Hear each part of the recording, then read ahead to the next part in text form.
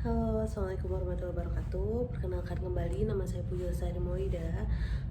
Di sini saya ingin sharing kembali di minggu ini, dan sharingnya masih seputar tentang yang berhubungan dengan hukum atau legal, dan sharingnya juga masih agak-agak relate, nyerempet ke tentang pertanahan mungkin ya, yang berkaitan dengan hal-hal itulah pokoknya. Dan sharingnya juga masih dari websitenya Hukum Online.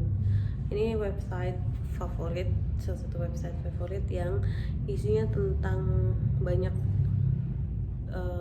artikel-artikel hukum, terus tentang tanya jawab tentang hukum segala macam kayak gitu ada di sini semua. Dan itu kalian bisa search langsung di Google, itu hukumonline.com. Itu banyak banget ada tentang tanya jawab tentang hukum gitulah pokoknya. Nah, di minggu kali ini itu bakal ngebahas tentang mengenal apa itu PPJB dalam proses jual beli tanah. Ini ada kaitannya sama tanah. Oke. Mungkin yang pertama perlu di sharing dulu itu tentang PPJB. PPJB itu apa sih? Mungkin banyak juga yang belum tahu PPJB itu apa. Nah, PPJB adalah singkatan dari Perjanjian Pengikatan Jual Beli. PPJB merupakan istilah yang umum dikenal dalam proses jual beli tanah atau rumah. Namun perlu diketahui bahwa PPJB tidak diatur secara spesifik dalam peraturan perundang-undangan, akan tetapi terdapat sejumlah peraturan yang menggunakan istilah PPJB. Salah satunya ada di PP nomor 14 tahun 2016 dan perubahannya. Nah, dalam PP 14 2016 ini diterangkan bahwa sistem PPJB adalah rangkaian proses kesepakatan antara setiap orang dengan pelaku pembangunan dalam kegiatan pemasaran yang dituangkan dalam perjanjian pendahuluan jual beli atau perjanjian pengikatan jual beli sebelum ditandatanganinya akta jual beli kayak gitu.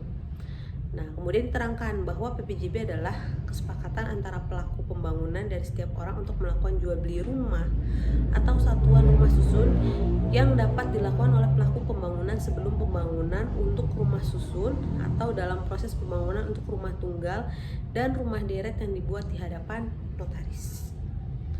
Tujuan PPJB ini tuh apa sih sebenarnya? Nah, secara umum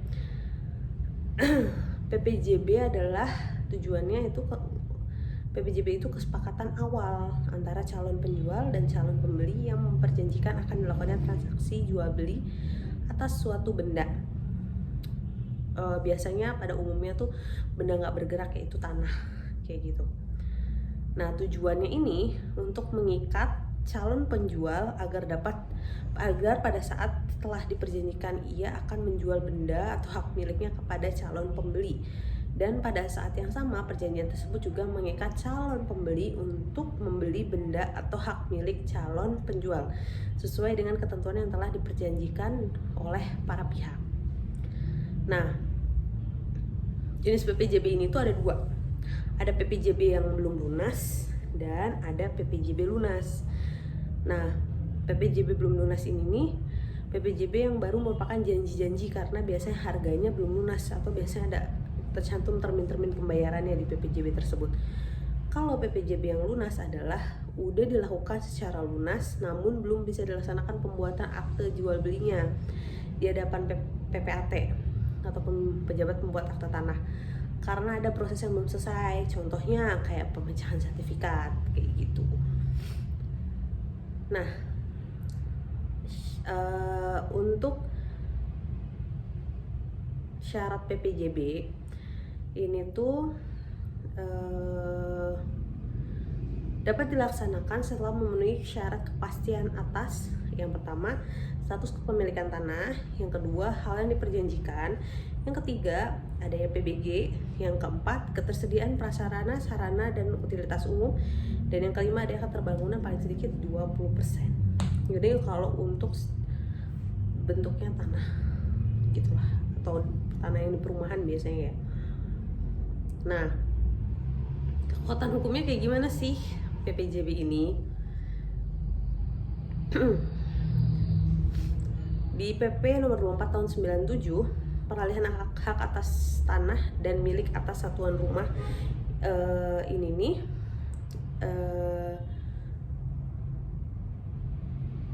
pemasukan dalam perusahaan dan pembuatan hukum pindahan hak lainnya kecuali pemindahan hak melalui lelang yang dibuat oleh PPAT yang berwenang menurut ketentuan peraturan perundang-undangan yang berlaku.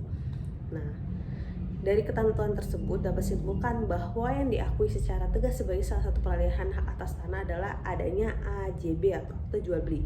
Meskipun baik BPJB dan AJB adalah bagian dari proses jual beli. Nah, kemudian PPJB ini digunakan karena tanah yang akan menjadi objek jual beli belum dapat dialihkan seketika karena ada alasan-alasan tertentu tadi yang disebutin. Misalnya misalkan masih ada dalam proses anggunan, masih nungguin proses pemecahan sertifikat kayak gitu. Nah, PPJB ini nih bukan merupakan keharusan, namun dilakukan jika pihak-pihak menghendaki PPJB sebelumnya dibuat AJB kayak gitu. Jadi karena ada proses-proses yang belum selesai dan emang waktunya harus dialihkan gitu. Ada perjanjian yang dibuat di hadapan notaris yang bisa dijadikan alat untuk nantinya dibuatkan AJB kayak gitu. Jadi ya PPJB-nya bisa digunakan kayak gitu. Itu mungkin sekilas tentang PPJB dan semoga bisa dipahamin sih dan bisa dimengerti sedikit lah ya, karena ini sekilas aja ngebahas tentang PPJB ini. Mungkin itu sih yang bisa di-share di minggu kali ini. Terima kasih atas perhatiannya, semoga bisa bermanfaat untuk kalian semua. Wabillahi taufiq wal hidayah. Wassalamualaikum warahmatullahi wabarakatuh.